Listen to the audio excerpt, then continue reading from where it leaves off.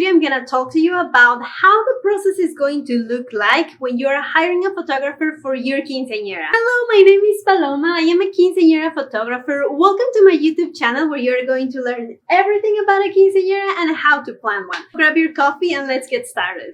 So my youngest cousin is turning 15 next year. I was talking to them and they had so many questions regarding like photography packages. Is this like an industry standard? I am super familiar with this whole process. That's why I decided to make this video. We're gonna cover everything, how the process looks like, what are industry standards, what will be green flags, red flags, everything in between. The first thing that you're gonna want to do when you're hiring a quinceañera photographer, you need to look for photographers. You need to figure out, like, select, I don't know, a couple of them, look through their packages, look through their pictures. I do recommend you to get in touch with different photographers, like do at least 3 so you can like compare. Unless you are super set on one, or like if your family is super used to working with one, like for example, I have families where I have photographed every single quinceañera in their family. We are both super happy with that. So if you have a photographer like that in your family, lucky you, you already know how they work, you already know how the process works. If you don't, contact at least 3 so you can compare everything. And reach out to them, like send them an email, give them a phone call, ask if they're available, what packages they offer. And actually, if you are in this process, I have a video where I go in depth on what questions you should ask your quinceañera photographer. I'm gonna leave the link up here and it's also gonna be down below. I cover a lot of things that you need to make sure you know before hiring the quinceañera photographer. After you have asked all those questions, after you have like done your research, once you have decided which one you want to work with, it's time to make the meeting, like book your date. This process, it's going to look slightly different for each photographer. We all have different ways that we like to run our business, but there are also things that are very, very industry standard that definitely need to happen when you're hiring your quinceañera photographer. So once you're ready to book your date and hire the photographer for your quinceañera, let them know. And this is very, very important. This is going to be an industry standard. They're going to require a signed contract or agreement and a paid deposit to officially book your date. And actually, if they don't require a signed contract or a signed agreement and they do not require a deposit, like if they do not require those 2 things, that will be a red flag. I will recommend you to either go with a different vendor, do your research like really in depth, so a signed contract and a paid deposit. This is very, very important because your date won't be officially booked until those 2 things are done. Also, important recommendation here, if you see a vendor, any vendor you really like and that you're sure you want to book, I recommend you to hire them right there and then, like on the spot, because quinceañera vendors have very limited availability, especially someone who is going to be working with you throughout the whole day, like a photographer, a videographer. Once that date is fully booked, you cannot take on any more events. It's not like when you go to the store and you want to buy a cupcake and that's so good because they have another 50. Once someone booked us, once we have a contract signed, once we have been paid the deposit, we cannot offer this date anymore. Like, this day is specifically reserved for you. That is why it's so important that if you see a vendor that you like, hire them right there and then, just to make sure that you have them for your quinceañera day. I personally offer 2 options when it comes to signing the contract and paying the deposit and all that. We can do everything online, which means the agreement will be signed online. We will send an invoice online. All payments will be online. Like, everything will be done online. Some moms really like this option because they're so busy. They're juggling everything else and they're just like, I just want to do everything online and have my date booked. I also offer the option to do in-person meeting. I do offer this option because there are moms that are just not like super technology friendly, thinking about like my mom, my tia, so it's easier and better for them to meet in person. Sometimes, even if you are like very technology friendly, you're used to do everything online, but meeting the photographer in person can help you to build that trust. This is going to give you like a good sense of if you like the photographer, if you feel comfortable with the photographer.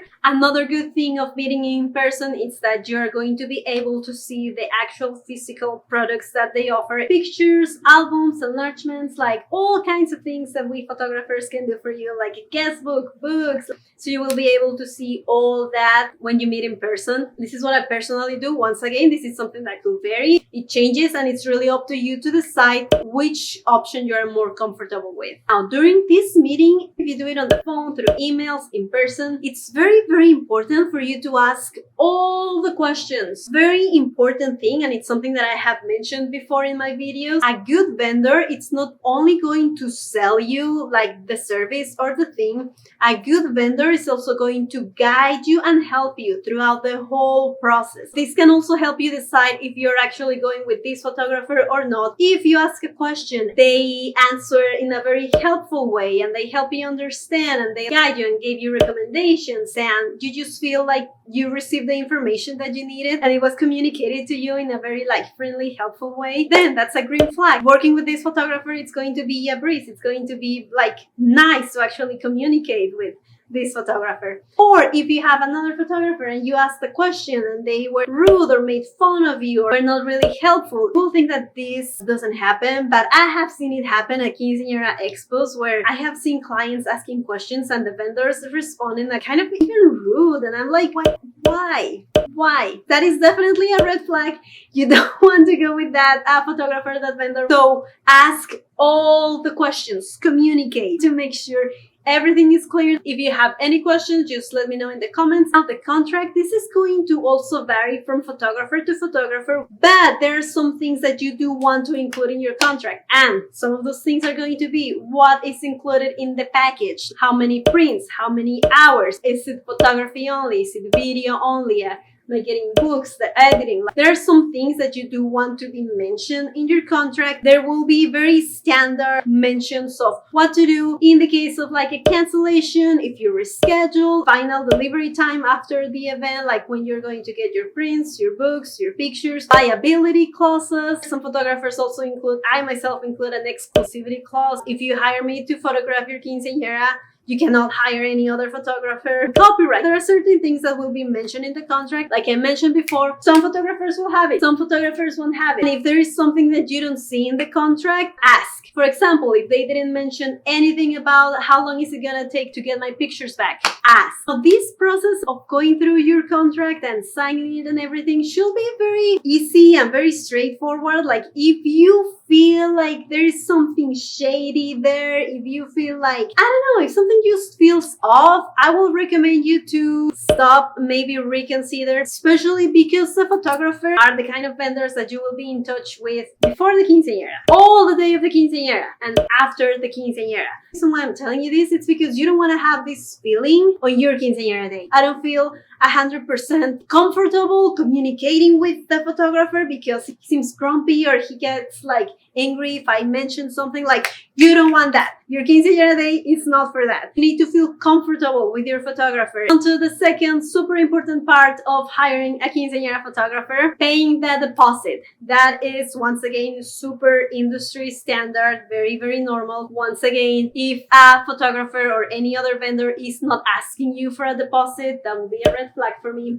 Absolutely. Now, the amount asked for the deposit, this can change from photographer to photographer. It can be 20, 30, 40, 50%. Also, payment options. This is going to vary, once again, photographer from photographer. You will want to make sure to ask all of this to your photographer before signing the contract. One industry standard is to have everything fully paid by the day of the quinceañera. And this is very industry standard, and you realize a lot of vendors will require this from catering, the hall, the church. It's absolutely super standard to require payment in full before or on the quinceañera day. This is actually a warning for you. If you find a vendor, any vendor, and it seems like the deal, it's way too good, way too cheap, way below everyone else, it's a super good deal, way too good to be true, chances are it probably is. That is definitely a red flag. I have heard horror stories of people booking with like the cheapest vendor and then they just don't show up. Once your contract is signed, once you pay the deposit, then your date it's officially booked. You can mark it off for your to-do list. A photographer, a videographer for a quinceañera, it's done. Within this topic of quinceañera photography, I recommend you to watch this video next where I tell you what is a quinceañera album like, why you should have one. I show you how is it going to look like at the end with all of your quinceañera pictures. And as always, thank you so much for watching the video and I hope you have a wonderful quinceañera. Bye!